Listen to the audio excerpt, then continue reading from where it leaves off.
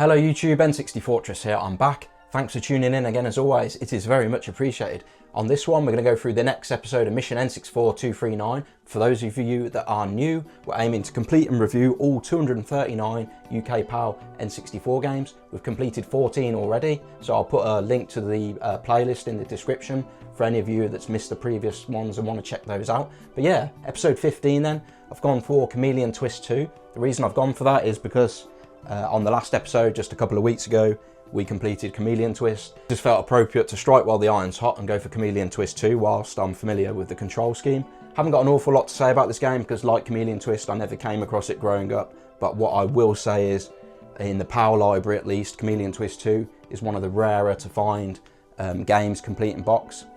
My mate in Australia uncovered a shipping box of sealed copies. They were distributor sealed because this game didn't come sealed. They were like, you know, the cellophane seals, the shrink wrap, but underneath the seal they had Australian stickers plagued all over the box. Sorry for any Australians out there, but it was plagued with stickers, and I made a controversial video where I unsealed the game and devalued it and took off the stickers to make the box look more what would have came out in Europe, and I think for the better. It's absolutely mint. It's never been opened at either end, so it's brand new for all intents and purposes. But yeah, this is what we would have received here in the UK, and not with the Australian hotline sticker on and the rating sticker, for example. And yeah, really happy to have this in my collection. Before we get into it, we'll just refer to the official N64 magazine and see how this game rated, and then we'll get into the gameplay. So official N64 magazine, again as usual. Chameleon Twist 2, 55%. Unimaginative, short-lived platform dross. With no multiplayer, it will last you all of 2 hours. Wow, I mean, the original Chameleon Twist rated at 70%, and I agreed with that, but to drop down to 55%, and by the sound of it, this is also a short game. That was one of the drawbacks to Chameleon Twist. It was a fun little game, it had problems with the camera angles and so on. Real problem with it was that it was a really short game, and it sounds like it's very much of the same with Chameleon Twist 2. So without further ado then, let's get into it and check out Chameleon Twist 2. Right then guys, let's go. Chameleon Twist 2, like the predecessor, is a 3D platform game developed by Japan System Supply and published by Sunsoft outside of Japan. It is difficult to establish a release date for Europe, sources citing 1999, but no specific date. For North America, it was the 31st of March 1999, so approximately 15 months after the first entry in the series. The story begins after the events of the first game, where you select one of 4 anthropomorphic chameleons, and they're minding their own business on a seesaw before the familiar white rabbit comes crashing down out of the sky and catapults them into a whole new world with 6 new stages to explore, traverse and play out. Despite the modest reviews of the first game, it's surprising that the developers were keen to push out another game in the series so soon, only 15 months, as I previously mentioned, after the first game came out. There are elements to the game that stink of a cash grab opportunity to me. The lack of a background story and introduction to the game, the complete removal of the multiplayer function, that's it, completely gone, and most frustratingly, the ability to save your progress to the cartridge, thus requiring a memory card. The chameleons handle much the same as the first entry, using the tongue as a means to traverse and both attack and defend against enemies. However, there are new features, most notably the use of a parasol when hitting the Z trigger, which allow you to glide through the air and travel to certain places, and also a means of rescuing a situation where otherwise there would have been no hope if you can glide to a point of safety. Much like the first game, the objective is to traverse through the levels from A to B, collecting as many coins as you can find along the way. I think it is a nice touch that if you find all of them, you get to unlock a new outfit for your chameleon, something I only accomplished once, which was a nice touch.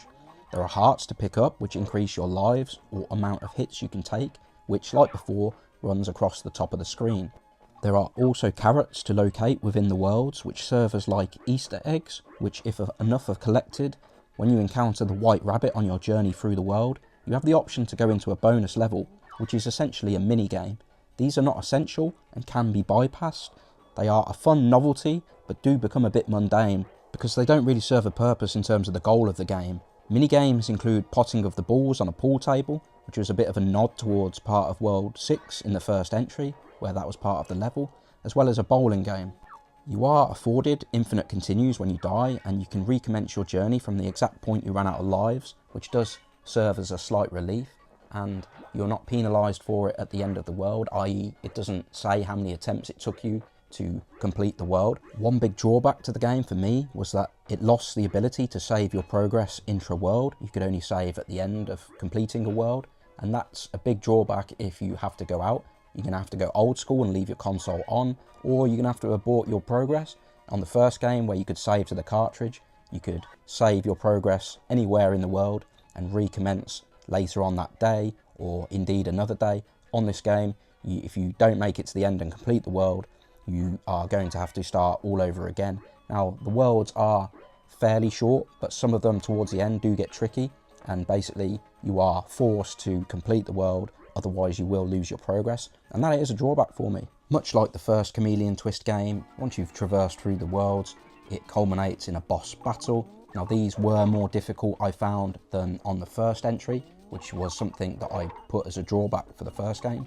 So this is something that they've clearly worked on and made the bosses a little bit more difficult and therefore more rewarding to beat. And that was a theme for the whole game in general, really. I certainly felt a lot more satisfied and a sense of accomplishment once I'd beaten Chameleon Twist 2, much more so than when I'd beaten Chameleon Twist. Once you've completed the world, it does give you a summary of how many coins you collected, with a different statement depending on how many you got or whether you got the full amount or not. And then you can see how many you got out of a total on the level select screen. So that is the information that you would use to go back and look for further coins that you missed and try and get all 20 on each level. I think it is time to bring some more positivity to the table now. Visually, I was really impressed with the game, and it does look like an improved version of Chameleon Twist, with a low polygon count and a much more vibrant colour palette used. I did enjoy the levels on this game myself. It felt like they certainly upped the ante in terms of the quality of them, the difficulty. They did not make it easy to traverse all the way through the levels. Certainly more tactical thought had to go into this. So I believe that the devs listened to feedback about the previous game being too easy, not enough of a challenge. They've certainly worked on that, made this game better for it, more of a challenge, more rewarding, more enjoyable in the main.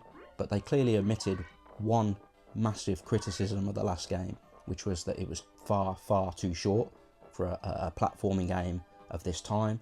They've taken no notice of that feedback whatsoever, and this game is also very, very short.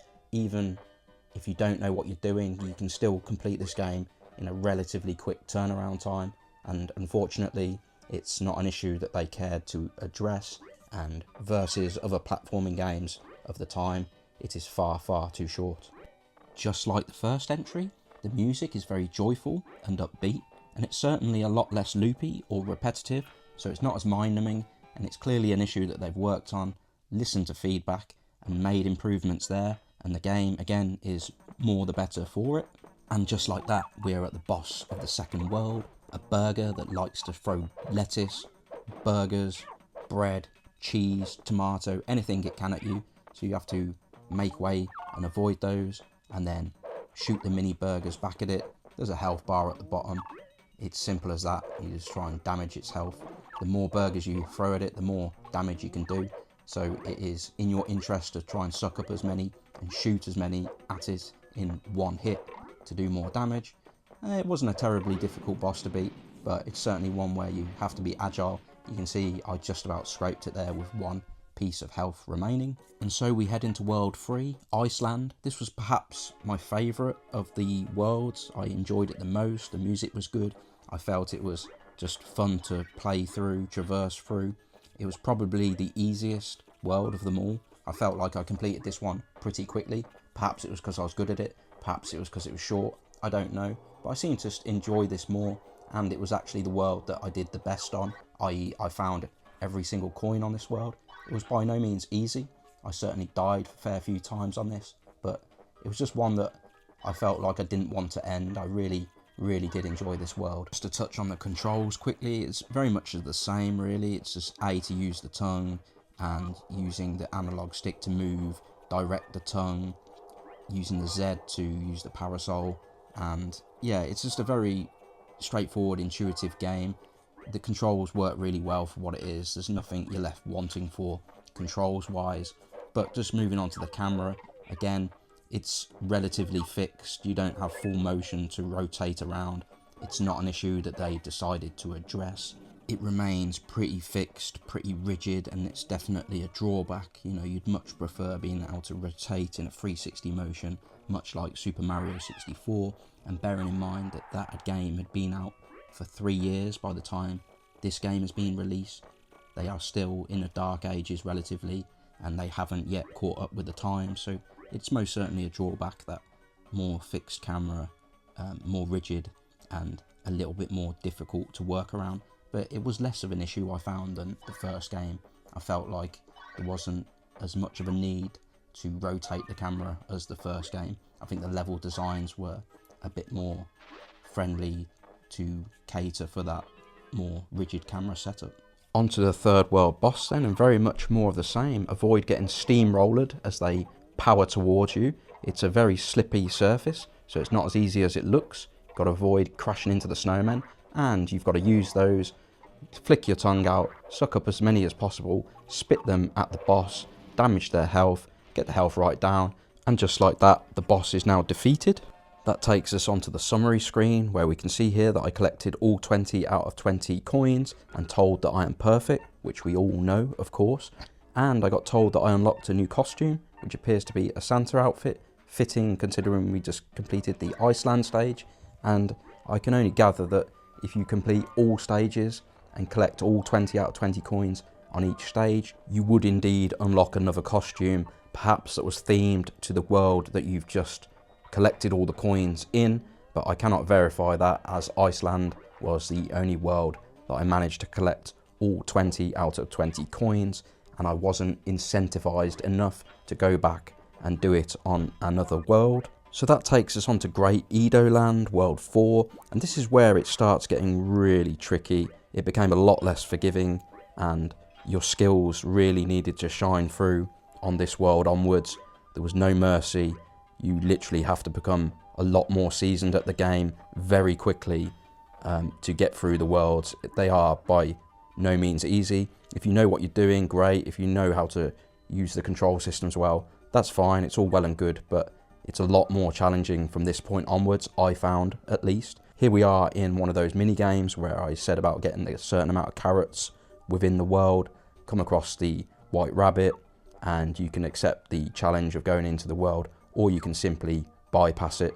But I thought I'd have a go on this occasion, as it was a rare occasion I collected enough carrots, and this took me into a bowling game, which was quite nice, but very quickly becomes tiresome really, and you just want to speed through and get on with the game, because as I aforementioned, there is no sort of logic to doing it. It's just like a bonus feature. There's nothing to gain out of doing it that will help you on your journey. Moving on, I came across this next sequence, which was incredibly difficult to traverse through. It's not as easy as it looks. It really tests your ability to press the buttons in sequence in the right order and to salvage the situation like I did there. And it really was quite a challenge to get across. Then I came across the final boss, and like before, you have to spit things at it, you have to dodge it, and it's just quite an interesting one to beat. It's not the easiest at all, and again, very rewarding to get through once you finally do. I think it's worth mentioning that the game was only available at select outlets in the UK, so this does explain the lower print run nature and why it's difficult to obtain a complete in-box copy in the collecting world, and why the price has soared over the last 15 years or so. And whilst the game is soaring in price, my ability at the game certainly is not. This was my weakest world performance in terms of coins collected, with a shocking 9 out of 20 collected. There was probably an element of me rushing to try and get the game completed, and I'm sure if I invested a little more time, I could certainly find at least a few more of those coins, if not all of them. Then this takes us on to World 5, Toyland. I really enjoyed this one. Very fun, very bright and colourful, as you can see, and you can clearly see that this game is a big improvement on the predecessor. I hope by now you've seen enough. If you watched the previous episode or indeed played the games, you would have formed a similar opinion to me by this stage of the game. I do really like the level designs, and the game has certainly been upped in terms of difficulty. I accept the critics that this game is still short. It certainly is when you compare it to like Super Mario 64 and so on, and the amount of hours required to beat the game. However, it did take me longer to complete at first than I thought it would do. I kept dying several times in certain areas of the game, and really had to learn how to master the controls to get around them. But as I said, I found this game very fun and very enjoyable, and it seems to echo the nostalgic gamer comments and recollections as I scrolled through other YouTube content on this game.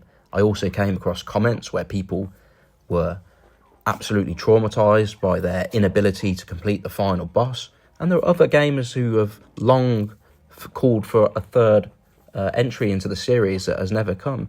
People asking for remasters and so on. So there is a clear appetite out there and a fan base for this game that still exists to this day. And this takes us to the 5th world boss, and this was by no means easy. You had to be agile and avoid being hit by those arms that keep swinging around at you. You need to suck up as many of these toys that are being dispensed and fire them right back at it. The hack I found was to stand close to the ledge here, and when they go round on the track, the other toys, they can't hit you. And yes, it's just all about being cute and trying to suck up as many of those as you can. The more you shoot at it, the more it damages its health. And just like that, we have finally beaten the boss. Did a little bit better on Toyland, got a few more coins than the previous one. And that takes us on to the final world, Pyramid Land World 6. This wall was not easy to traverse up. You have to use all the tricks in the book to try and get up this one. I made it look a lot easier there. I had to edit out a lot of the failed attempts. I had to edit out a lot of the successful attempt just to keep the video time down. But all these sections here, not as easy as it looks. Took many attempts. You got a strong wind gusting, and just as you would expect, it's the most difficult world to traverse through. And that goes back to what I was saying earlier about being a significant drawback to the predecessor, not being able to save your progress intra-world.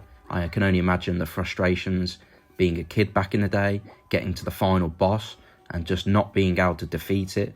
And so the next time you come to play the game, you haven't been able to save your progress, and you've got to make that effort of getting to the final boss all over again, and then only to get there and struggle again. Again, as you would expect, this boss was the most difficult. It was far more difficult than I was expecting. It's one that I'd read about in YouTube comments after completing that many people struggled with, so I'm glad I wasn't the only one. I shamefully took nearly 2 hours to beat this boss. It did become quite frustrating at times, and I think I wasn't thinking straight really. I was so hell-bent on trying to get the boss's health down, because it does have quite a lot of health, but I lost focus of what I really needed to do personally to beat this game. I have to accept that my skill level is not as great as some others that will play this game. So once I switched strategy and focused on trying to preserve my health as much as possible, I found that I tended to fare a lot better. And so my primary focus was to preserve my health and not get hit. And then I went on the attack when I could, when there was an opportunity. I found this strategy was better for me. Of course, it took me a lot longer to beat the boss. It hurt my hands a lot more to spend more time jumping around trying to avoid things and then go on the attack and beat it eventually. But this strategy is the one that worked for me. It just took me a long time to work out in my tired state that patience is key, and that's the strategy that worked for me in particular on this occasion. I have to say, the elation I felt when I finally beat this boss was like nothing I've ever felt for a long time playing video games. I've never been so relieved to finally beat a game. And like I said, looking through previous comments on other channels of other content of this game, it seems to me that people had history with this boss, and I'm just relieved that that's the case, that I'm not alone in finding that one quite troublesome to beat. And you can see here that I'm delighted to see the final credits of the game, to be welcomed by the White Rabbit who asks me if I've enjoyed my time and will I come back. And in true lack of story fashion, you just plop back down into the world in which you originally came from. It took me about 6 to 7 hours to beat this game in total. I did enjoy my time with it, and the gameplay was improved on the first. So that is it, guys. Another game ticked off on this journey to complete and review all 239 UK Power N64 games. Chameleon Twist 2. Yeah, I enjoyed this one. I think the 55% rating is a little bit harsh, if I'm honest. It's definitely an improvement on the first one. Like I said, the music is less loopy. It's nice music to have. The levels seem more colourful. It's a lot more tactical, this game. It's a bit more difficult. The bosses are certainly more of a challenge. So overall, I felt like it was more of an achievement to beat this game. It was fun. They obviously didn't address the issues of the first game, so it's still a really short game. That is a big problem compared with competitors at the time, like Super Mario 64. Not a patch on that in terms of longevity. I thought in the main the game was fun, but it's definitely a really cheap cash grab. So obviously the first game you could save on the cartridge. This game, absolutely not. You have to have a memory card, and I think that's obviously they're cheapskating. They're not having the battery on the cart, so that's like, it's nonsensical to me. It makes sense from the point of view of making it cheaper to produce, but it's sort of cost cutting at the expense of the player, really, because as I've said before, when I was a child my memory pack was fraught with problems, and so I much prefer when you're able to save on the cartridge. And it's not a big ask in that day and age. A lot of games you could save to the cartridge, so it was just basically a way of cheapskating, really, and I feel like that was a bit annoying for me.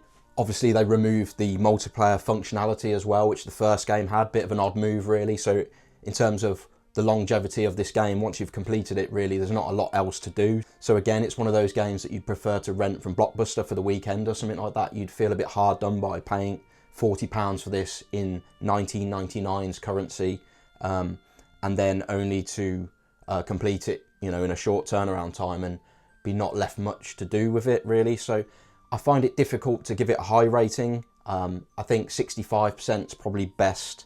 I think it's worthy of more than what they gave it, 55%. I thought that was a bit harsh, but it's not quite overall better than the other game, but simply because they've made some cost cutting on this, and it feels like a bit of a cheap way of doing it. Had they had the multiplayer, had they had the ability to save on the cartridge, the overall performance of the game would be better than the predecessor, but because of those little drawbacks, it's actually a 6.5 out of 10 for me, whereas Chameleon Twist got a 7 out of 10. So yeah, 6.5 out of 10, and pleased to have ticked off another one on this journey.